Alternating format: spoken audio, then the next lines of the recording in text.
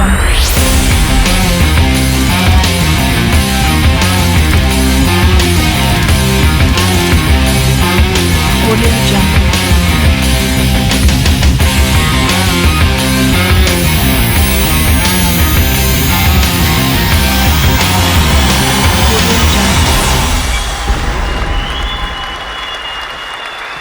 Wednesday, and you know what that means. It's time for LEG TV. It's your host, the commish, John David Brake. And yeah, I think it was like the third week in a row I've actually got this out on time. We've got quite a week to cover. The season is developing. We're now in week 3. A lot of injuries still piling up. The bodies keep piling for a lot of fantasy football owners. But let's go to the scoreboard from last week. Let's see what shook up in week 2, starting with an absolute beatdown. The highest scoring team in the league, 2-0 Red Hot Jabrili Peppers, took on Jabil's Modelo Virus and gets an easy win, breaking 200, the first team to do so this year. 201 to 26, 75-point beatdown for the Jabrili Peppers. A lot of that had to do with the bell cow in LA, Kyren Williams, was on fire. 29 points. When everybody was going for the Baltimore Ravens players, when J.K. Dobbins went down, or, Josh Kelly and the Chargers, Kyren Williams is clearly the best free agent guy on the market for running backs. Devontae Smith chipped in with a nice 26 points there. Jabil had a good game from Jalen Hurts, 29 points in the Monday night game, but fell short due to Jamar Chase. A total bust so far this year, thanks to Joey Burrow just not putting up numbers. Let's go over to Rocky Bitches, gets the win, 169 to 136. Dan Nickel dropping to 1-1. Looks like this league's not as easy as he remembers. Nickel did have some good performances from Tony Pollard, but it was not enough. The 19 points from Pollard was eclipsed from Lamar Jackson, 30 points against the Cincinnati Bengals, and TJ Hawkinson was an absolute monster, getting 25 points in the tight end slot. That's always a good spot to get that many points. Clock Gobblers rebound. They score a lot of points again.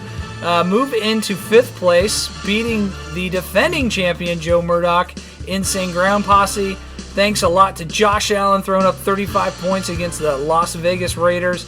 And Justin Jefferson, his other beast, 28 points for John. Even though Saquon Barkley had a nice game, he left injured.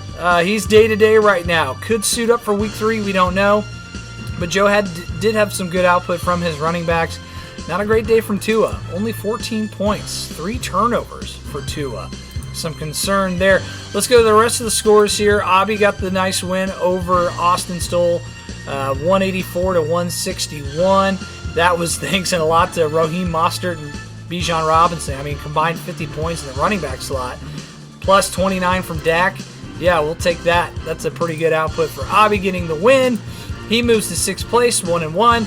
Mick gets the win, undefeated, 4th place, 159 to 118. A big shellacking over Shook, who is over in Europe right now. A nice game from Keenan Allen, 33 points for the Mickster.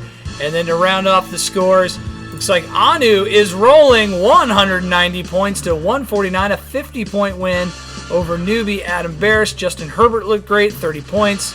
But then, T. Higgins, Christian McCaffrey, Bijan Robinson, those guys, that was some good production there. Over 75 points from just the 3 of those dudes. That's hard to overcome, even with Patrick Mahomes having a pretty decent 300-yard game and a couple tutties. It was not enough for Adam Barris to overcome. Dr. Anurag Reddy gets the win. Oh my goodness, we've got more and more injuries to deal with. As I said, Saquon Barkley looks day-to-day. But the biggest one everyone's talking about is Nick Chubb. On Monday night, Nick Chubb re-injured that knee that got bent backwards just as gruesomely in 2015 when he was in college, and he is out for the season. Again, the last thing Cleveland needs is just more depression in that city. We feel bad for Nick Chubb. Godspeed. It looks like Jerome Ford is going to take the reins. However, wait, I'm being told right now that Kareem Hunt is going to rejoin the Cleveland Browns. There you go. There you have it. Other big stories from the week. Big production. Adam Barris picked him up off the waivers. Puka Nacua My goodness, this guy saw every target imaginable against the 49ers in a close, contested game. Looks like this guy's the new Cooper Kupp. I mean, he's putting up identical targets, identical receptions, and he's just getting all the balls in L.A. I mean, no one's gotten this many balls in L.A. since Kim Kardashian. So that's a great output from Puka Nacua. It's an amazing thing to see right there. But let's go on to this week's Owner Spotlight. We have a very special guest who's going to come up against the commish and see who can predict this week's outcomes and kind of get to know on this week's Owner Spotlight.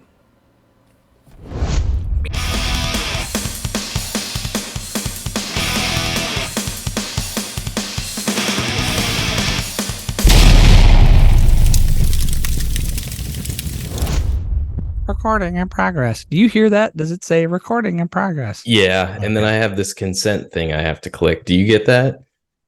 No. Yeah. But if you don't sign it, that means I can harass and abuse you online and share it with whomever I want to. That's okay. Do not consent. Do not consent. Oh, hey, what's up, everyone? Today's Owner Spotlight is our newbie, Mr. Adam Poopy Boobies Barris. How are you, Mr. Barris?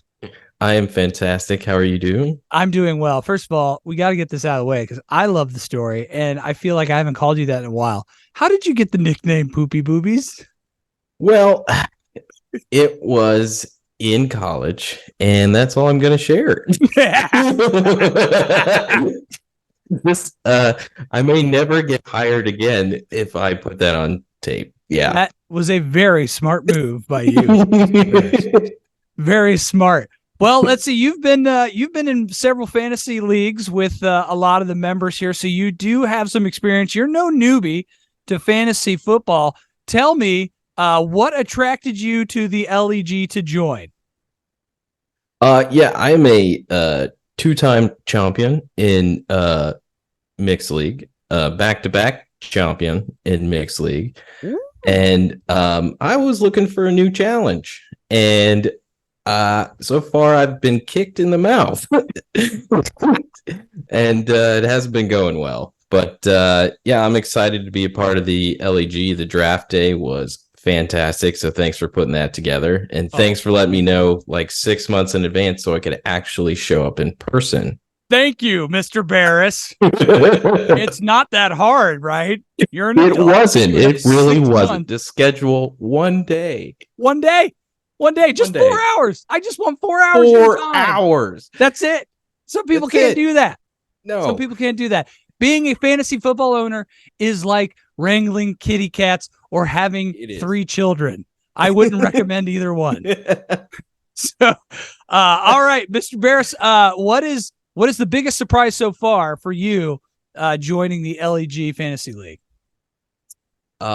Just the level of competition. I mean, I'm at the bottom, and I didn't expect to be there. My team has only scored about 255 points. You are crushing it. You're like over 100 points more than me, which tells me I have no chance whatsoever of cracking the top at least 5 or 6 or 10. If I can give you some encouraging words, our defending champion, Joe Murdoch, who won it last year, had a very similar start and just went on a run, went on a tear. And then DeMar Hamlin had to die and come back to life for him to win the championship. So the game got canceled and Plow got screwed, which I still cannot get over to this very day. How funny that is for me that he should have walked. It was a layup. It was a layup for Plow to have bragging rights. And a guy died and came back to life. Amazing. Well, we're glad to have you here in the LEG, Barris, and keep your chin up, tits out. I think everything will be A-okay as long as not everyone gets hurt for you this week, like pretty much everyone else is experiencing.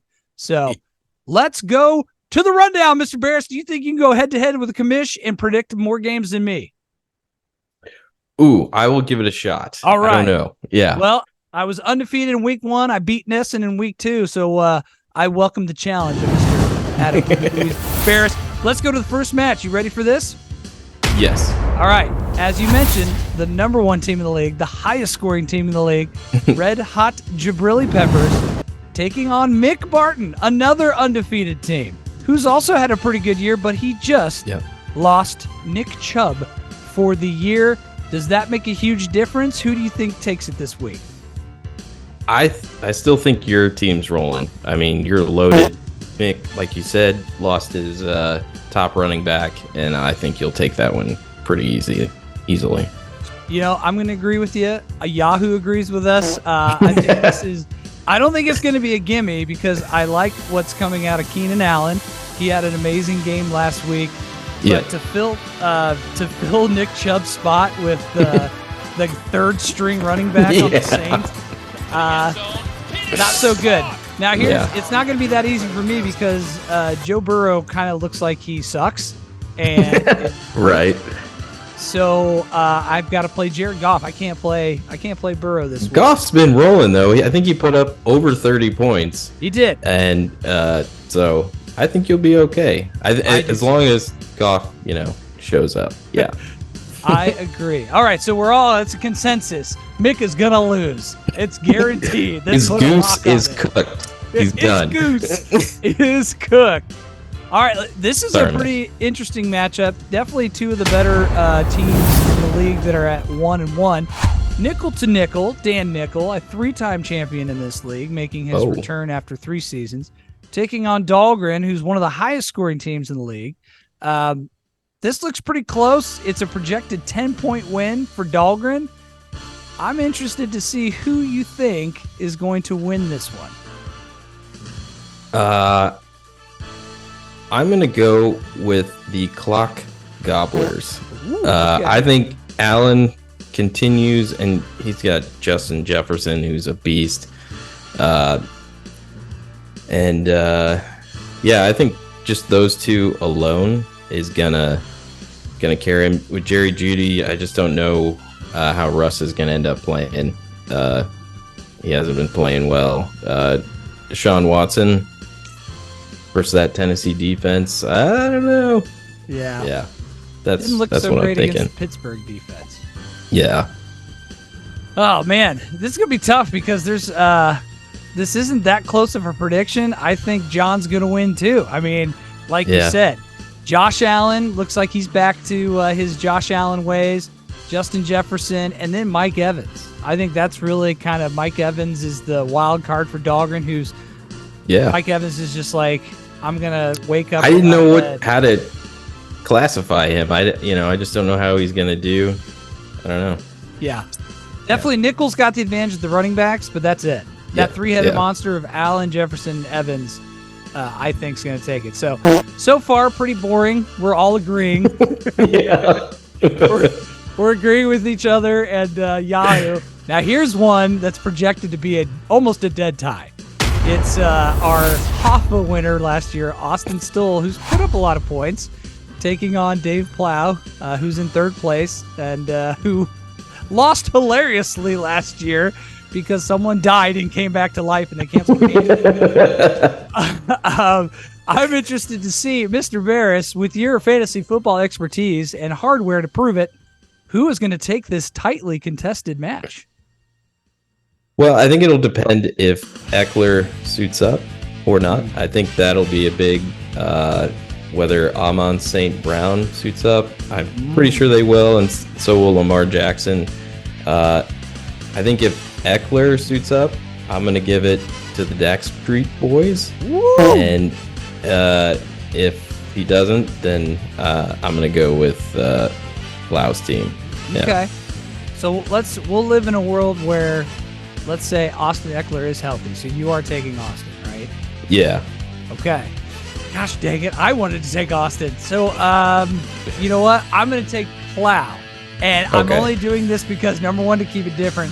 But number two, I think Matthew Stafford kind of has a stinker of a game. And he's due. Yeah, he's due. And even though he's got Puka Nakua, who I picked up on waivers. Thank you. Yes, you did. Yes, you did. That definitely paid off, and it will pay off going forward.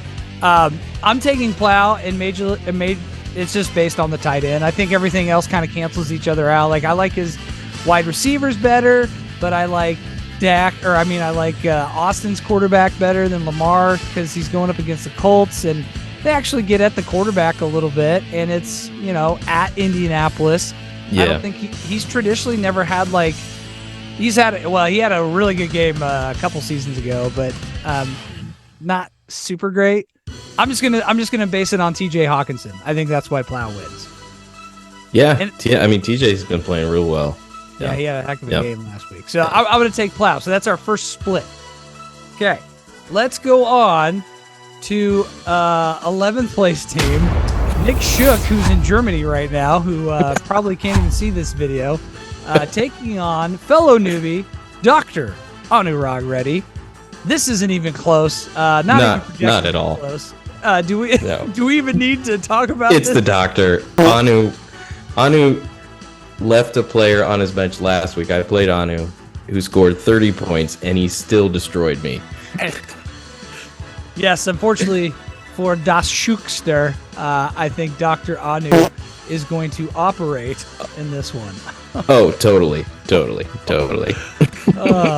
Anyways, here's another close one, according to Yahoo. Abalash Reddy. Or not Abalash Reddy, Jabel.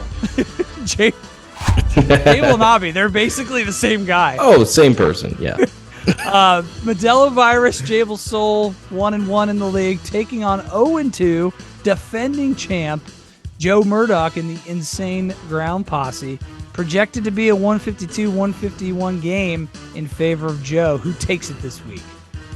I'm going to go with the Insane Ground Posse. Tua's just been playing lights out. I mean, with that wide receiving core, I think he's going to have a heck of a game. Denver been playing pretty crappy in terms of defense. I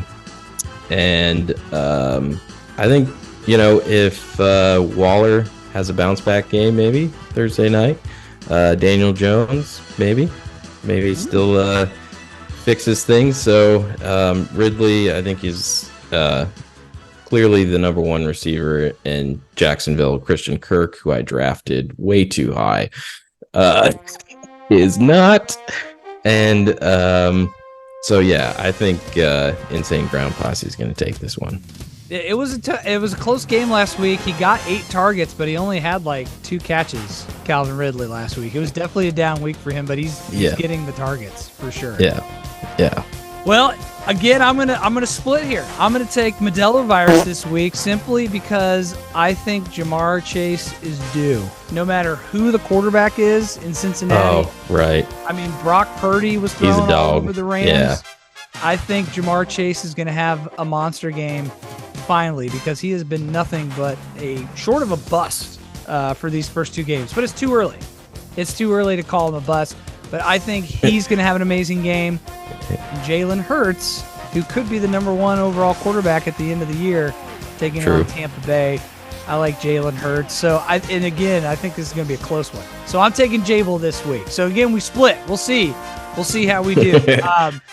Here's the final game. Abalash Reddy, Pretty Little Liars, taking on newbie and fellow LEG participant today's episode, Mr. Adam Poopy Boobies Barris, working from Mahomes. I love that name. Now this is projected to be close too. Abby's 1-1. He's in 6th place, so he's in the top half of the league. Now unbiased, who do you think is going to win this one? Because I think this is going to also be very close. Yeah, I think I would love to project confidence and say that I'm going to win, but I think Avi is going to destroy me. I think I have favorable matchups this week. I think this is one of the first weeks where I have favorable matchups. We'll see if Patrick Mahomes can get back to looking like Patrick Mahomes and George Kittle can stop acting like Kyle Pitts. That would be nice. Hey, did I not tell you? George You told Kittle, us. I don't know what the heck they're doing with him in San Francisco, but there's a lot of balls that need to be thrown around to a lot of guys there, and unfortunately, sometimes he's at the bottom of the list in the pecking order. But fear not, Mr. Barris. Brandon Ayuk, he might be hurt this week, so that's next man up. Kittle's probably going to get more targets. I'll take it. Yeah, hopefully. Well, you know what, Barris, this is going to be my upset special of the week. I am picking an upset. I am picking you to win this week, and this is why I think Patrick Mahomes is going to go ballistic on the Chicago Bears. I hope so. Awful Chicago Bears. And Puka Nacua, Pokemon is going to catch them all, baby. I think he's going to have a huge game in Cincinnati. Josh Jacobs is due for a good game against that tough defense. The only place I'm a little concerned about is like the Miles Sanders, Josh Jacobs combination. Yep. Abby definitely has the advantage there. Totally. I like Puka and Mahomes over Dak in the CD Lamb stack and DK Metcalf against Carolina. Carolina, that might be a blowout, so there's not going to be a lot of passing. So this is my upset special. I am taking Adam Barris to win this week. Yes. Mark it, Thank book you. it, put it in there. Yes. Love My the first decoration. win. First win, baby. In Yeah. LEG. Get that first W. I love the decoration in the back. The one and only Thank picture you. on your wall back there. Did we autograph that? Yes, you did. I got Yes. all 4 autographs. Man. I This is a love one it. of a kind. This is a gem. It is. And this is going to be my retirement right here when I sell that. Yeah. Yeah. Although I don't want to.